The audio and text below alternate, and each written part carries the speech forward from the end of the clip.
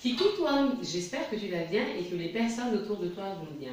Bienvenue dans les gestes simples du bien-être quotidien. Je m'appelle Adjete Anile. Aujourd'hui, nous allons faire une vidéo spéciale sur s'aimer ou tout simplement réapprendre à s'aimer. Alors, c'est quoi pour moi s'aimer? Alors, c'est voir que quelque part, nous sommes le rayon de soleil d'abord pour nous-mêmes. Être un rayon de soleil, c'est quelque chose qui illumine, c'est quelque chose qui donne de la chaleur, c'est quelque chose de doux. C'est aussi voir qu'en fait, tu es une célébration, que nous sommes en fait des célébrations chaque jour. Malgré nos qualités, malgré nos défauts, ben, on est une célébration de la vie. Et puis si tu adores les produits de luxe, c'est de se dire que tu es le meilleur produit de luxe qu'il soit. Pourquoi? Parce qu'en fait, pour moi, un produit de luxe, c'est quelque chose qui a de la valeur, c'est quelque chose qui a été produit avec beaucoup d'amour, c'est quelque chose qui a été fait avec à main d'homme, tu vois, c'est quelque chose qui a une certaine pureté à un produit de luxe. Mais ça, c'est mon avis à moi. Donc, c'est considère-toi, si tu aimes les produits de luxe, considère-toi comme un produit de luxe, c'est se donner de l'amour. Je vais te raconter une petite histoire pour étayer ce que je suis en train de dire. Imagine-toi que dans ton corps, là, actuellement, tu as environ 100 milliards de cellules. Ces 100 milliards de cellules, elles se sont spécialisées dans différents organes. Et ce qui est intéressant, c'est de voir que pour que tu puisses être un être de vie, vivre, te mouvoir, respirer, penser, réfléchir, créer, ces cellules s'organisent, elles coexistent ensemble, elles collaborent ensemble, elles coopèrent ensemble pour que tu aies de l'énergie, pour que tu aies de la force et que tu aies une puissance pour vivre, pour te réaliser chaque jour, pour penser, pour aimer, pour détester, pour vivre tes émotions. Wouh! On peut leur dire merci, je crois, à toutes ces cellules de ton corps. Et ce qui est intéressant de voir aussi, c'est que ces cellules, quelque part, on a l'impression qu'elles sont là pour te mettre en vie. Donc, si c'est pour te mettre en vie, c'est que quelque part, ce qui les unit, c'est quand même l'amour, quoi. Donc, leur objectif, c'est que toi, tu puisses être en vie, c'est que toi, tu puisses exprimer cet amour-là. Par contre, ce qui se passe, c'est que parfois, en fonction de tes valeurs, de tes croyances, d'un certain nombre de ton comportement, ces cellules qui sont en vie, qui veulent te mettre en vie, qui veulent te donner de la vie, en fait, vont être malmenées. Et donc, du coup, là, elles vont te sentir pas bien et elles vont connaître des malaises, elles vont connaître des maux et voire même la pathologie. Et là, on commence déjà à rentrer dans la mauvaise santé ou le mal-être. Puisque les cellules, pour moi en tout cas, elles n'ont qu'un seul objectif, c'est de te mettre en vie, c'est de te mettre en joie. Donc effectivement, si tu manges pas bien, si tu vis dans un environnement qui ne te correspond pas, si tu ne connais pas les lois de ton corps, si tu ne te reposes pas assez, tu passes trop de temps devant la télé, si en toi tu gardes trop de rancœur, tu gardes les émotions que tu as vécues il y a 10-15 ans en arrière, bah, au bout d'un moment, les cellules de ton corps, elles vivent ça comme « mais pourquoi il ne m'aime pas? Nous, on l'aime, on veut lui donner de la vie, on s'organise pour lui donner de la vie, et puis finalement, lui, elle ou lui, a des comportements, a des valeurs, a des croyances de non-amour envers nous. Et là, effectivement, les cellules de notre corps physique, mais aussi les cellules de notre corps mental et notre conscience, vont être altérées et donc du coup on va être dans un état de mal-être et de santé. Donc j'ai un petit exemple qui me vient, c'est par exemple si j'ai mal, je me suis fait mal, j'ai mal aux orteils, j'ai mal à une orteil. J'ai deux solutions, donc soit je m'en occupe ou soit je m'en occupe pas. Donc si je m'en occupe pas, qu'est-ce qui va se passer? Cette douleur, elle risque donc d'augmenter. Ce qui se passe au niveau tissulaire, biochimique, va s'accroître. Je vais avoir de plus en plus mal. Jusqu'au jour peut-être que je vais aller chez le médecin et on va me dire voilà, il faut couper l'orteil, quoi. Donc c'est complètement bête et c'est un manque d'amour pour soi, de ne pas reconnaître cette douleur. Soit je peux aussi me dire voilà, j'ai mal, je vais m'occuper de cette partie de moi qui a mal en fait. Parce que finalement, en plus avoir mal, c'est super énergivore. Tu as peut-être mal aux orteils, mais je t'assure que dans ta tête, tu as l'impression d'avoir mal à la tête, quoi, tu vois. Ça prend de l'énergie et ça prend tout le corps quand on a une douleur quelque part. Donc je décide de m'occuper de mon orteil qui a mal, donc je décide de m'en occuper, de lui donner un peu d'amour. Soit je vais chez le médecin qui va me donner une pommade ou une prescription de je ne sais quoi dans l'allopathie classique telle qu'on la connaît. Et donc du coup c'est comme si je m'occupais que du haut de l'iceberg, c'est-à-dire que je m'occupe du symptôme. Et donc c'est déjà pas mal, hein. Soit je vais décider de me dire, mais en fait, si j'ai mal, j'ai plusieurs corps, peut-être que mon corps mental a été touché aussi avant, peut-être que ma conscience a été touchée, peut-être qu'il y a quelque chose au fond là, que je ne perçois pas, qui n'est pas conscient mais qui se passe. Et donc là peut-être que je vais m'orienter vers à me poser des questions sur voilà, qu'est-ce qui se passe réellement, qu'est-ce que je vis actuellement dans ma vie qui fait que du coup je peux avoir mal à tel endroit, et là notamment à mon orteil. Donc aujourd'hui c'est bien parce qu'on a des techniques assez intéressantes et innovantes pour aller découvrir ce que notre inconscient nous dit, pour aller découvrir ce que notre cerveau aussi nous révèle à travers nos mots. Donc je vous invite à aller vers ces techniques-là parce qu'elles sont... C'est quand on ne s'occupe pas d'elles, de la vraie raison pour laquelle on a tel mot, ou telle pathologie, ou tel mal-être, en fait on récidive. On va prendre des médicaments, ça va aller mieux, mais après ça va revenir parce que la raison profonde n'a pas été traitée. D'accord ?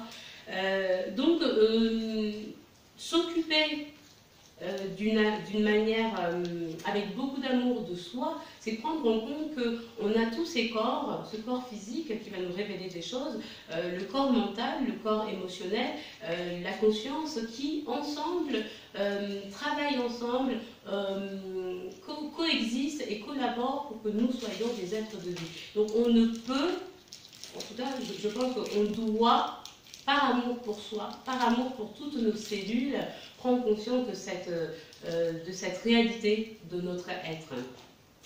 Alors, ce que je vais te proposer maintenant, c'est de prendre des décisions. C'est-à-dire que je viens d'expliquer un peu notre fonctionnement, le corps, nos corps, comment ils fonctionnent, pour nous maintenir en vie et pour nous maintenir en amour. Et que parfois, nous, de par nos comportements, on peut faire comprendre à ce corps, ou à ces corps-là, que nous les aimons pas, etc. Donc du coup, ils vont nous parler aussi. Donc qu'est-ce que je peux faire dans ma vie au quotidien, tout simplement, avec simplicité, pour me rappeler que je suis ce rayon de soleil, que je suis ce produit de luxe, je suis cette étincelle de vie chaque instant. Qu'est-ce que je peux faire?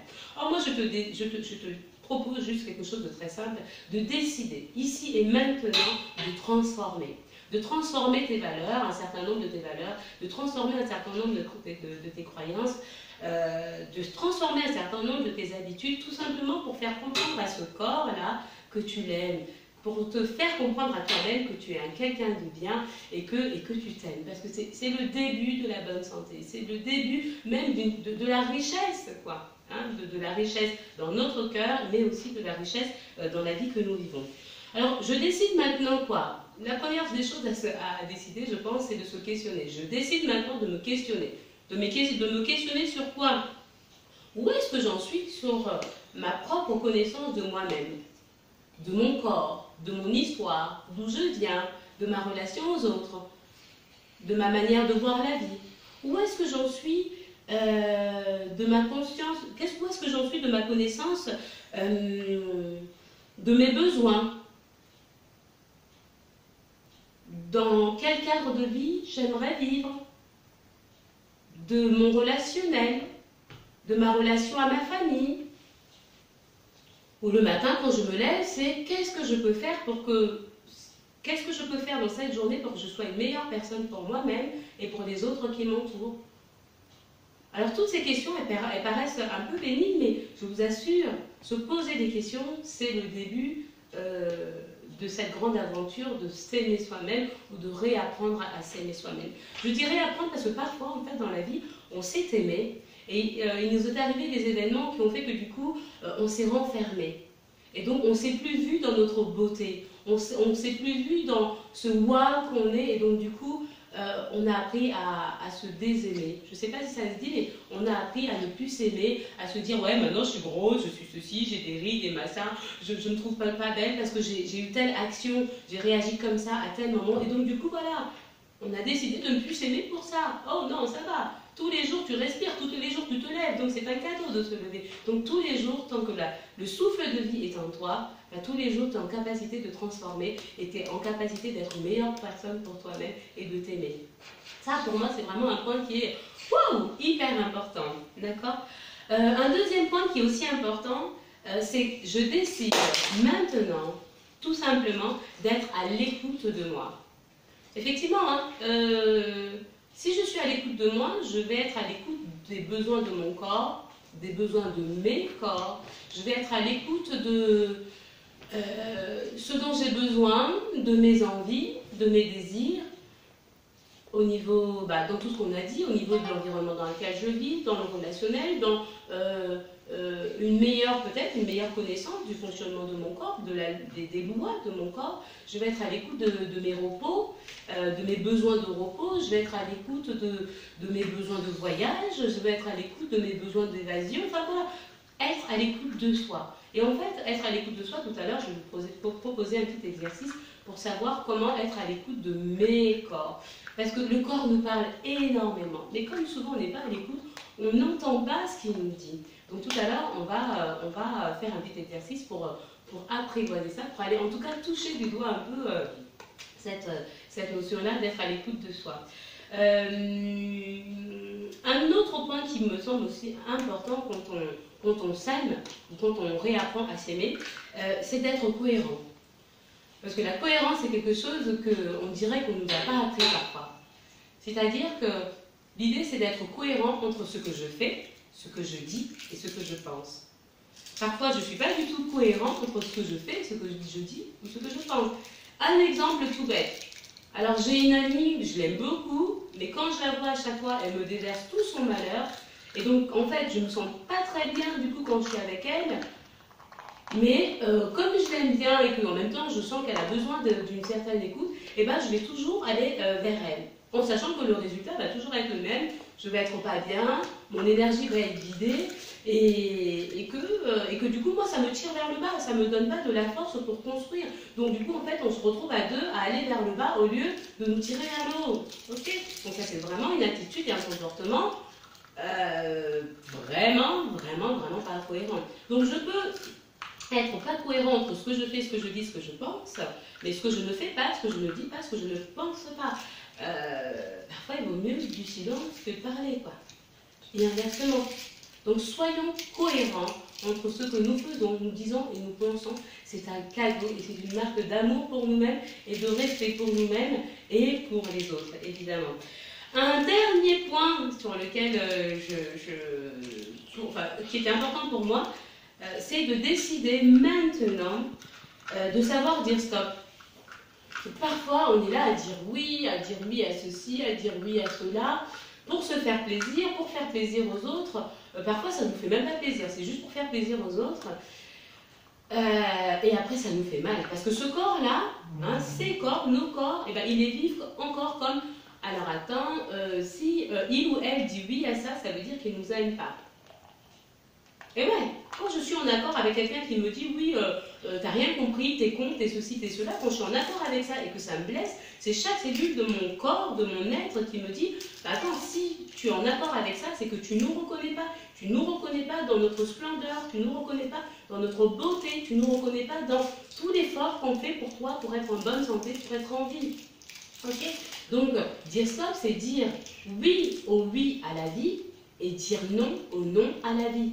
Dire oui au oui à la vie, c'est dire oui à toutes ces choses, toutes ces personnes, toutes ces situations qui me mettent en vie, qui me mettent en joie et qui me donnent envie de partager le meilleur de moi-même.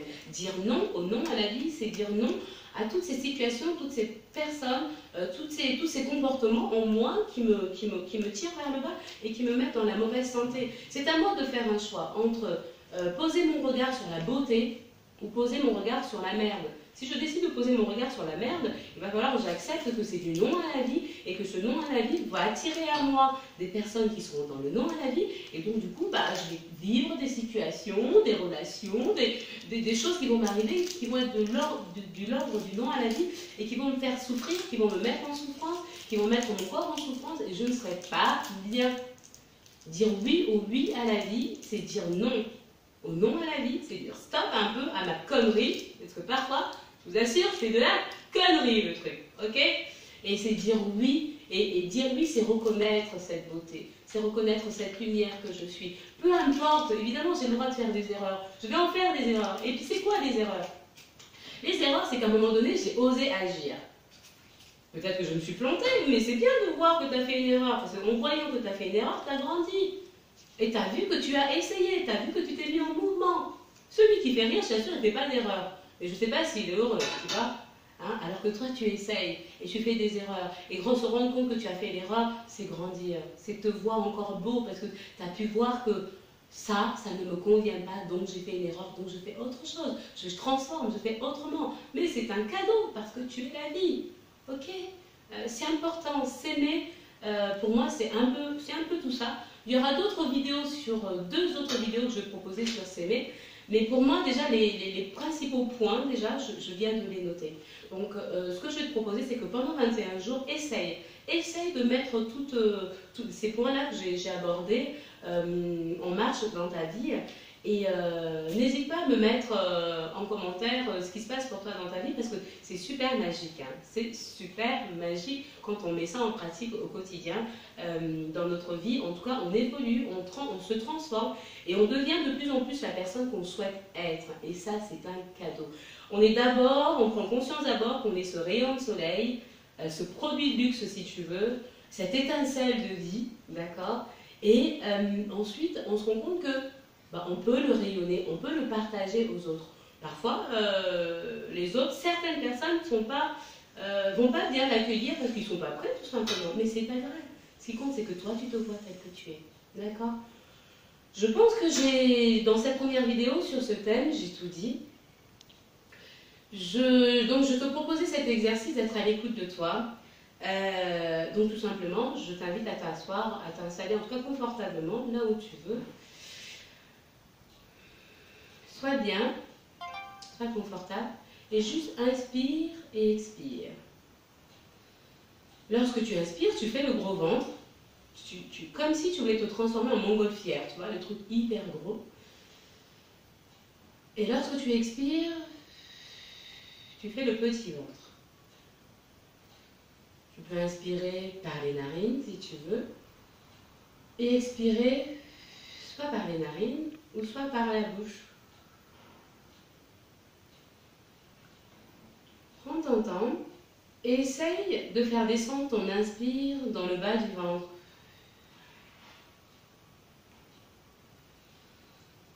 Tu peux fermer les yeux. En fermant les yeux, on va activer le circuit inconscient. Donc on fera un travail un peu plus profond.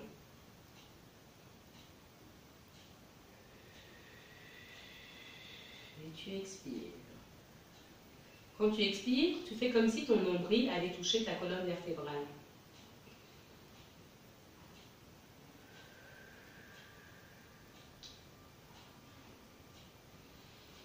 Maintenant, quand tu inspires, je t'invite à décider maintenant de t'apporter le meilleur lorsque tu inspires. Je décide maintenant de m'apporter le oui à la vie, le meilleur, toutes ces choses que j'aime et qui me font du bien.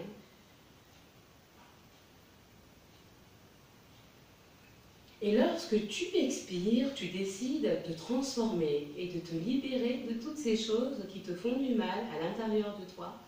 Déjà, tu vas te libérer de tes toxines, déjà, c'est pas mal. Du CO2, des toxines, du corps. Tu vas te libérer aussi d'un certain nombre de croyances, de valeurs et de comportements et d'émotions dont tu n'as plus besoin, qui sont aussi obsolètes et qui te mettent en souffrance.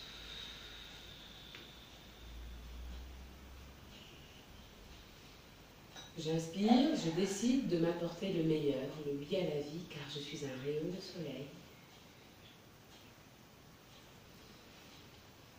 J'expire et je transforme ce qui ne me va pas, mes tensions, mes blocages et mes retenues. Alors je t'invite à faire cet exercice tant que tu peux. Moi j'aime bien le faire le matin, tu vois, dès que je me lève avant de sortir du lit. Parce que je me rappelle, oh, je suis en vie aujourd'hui, il y a le souffle de vie en moi, donc du coup voilà, je fais circuler. Hein, et c'est bon en fait, de me rappeler, de rappeler à mon corps, à mon être tout entier, que j'ai aussi ce choix de décider de mon bien-être ou de mon mal-être.